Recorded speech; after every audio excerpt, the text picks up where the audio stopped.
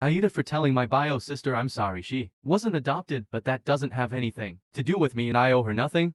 I 25M was placed in the foster system by my bio parents when I was TO.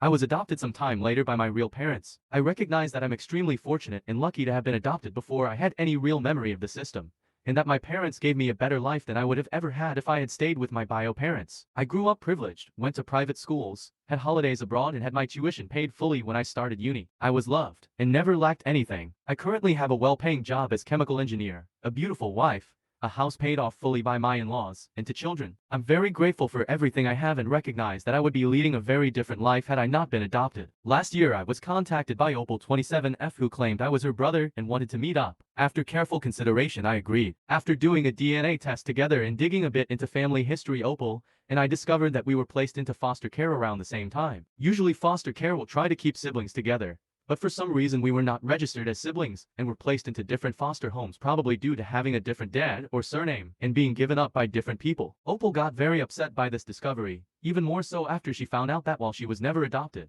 I had lived a good life with loving parents. After the discovery, Opal started calling and asking to hang out with my parents and I, or asking me to do certain favors for her. It got uncomfortable really quickly since, to be frank, I don't know her that well. In all aspects except genetically, she is a total stranger to me. I don't feel comfortable lending her money or introducing her to my entire family. She even made a couple of comments that made me uneasy when she asked me if I thought my parents would have adopted her also had they known she existed when I was adopted, and if I think they would accept her into the family now. Last night she called me again, this time to complain how she saw that the women in my family had a get-together over the weekend and how she felt excluded since she didn't get an invite. I told her that I get that she's upset, but that was a family get-together for all the women and she's not family to them, so she's not entitled to an invitation. Opal began screaming at me how it was unfair and how since I'm considered family, she should be considered to by extension, and that I owe it to her to make sure my family invites her next time since it's the least I could do for her as someone who got adopted. I told her I'm sorry she feels excluded and that she wasn't adopted, but neither my family nor I owe her anything before hanging up the phone. Since then I've been receiving non-stop texts calling me an asshole and an evil jerk.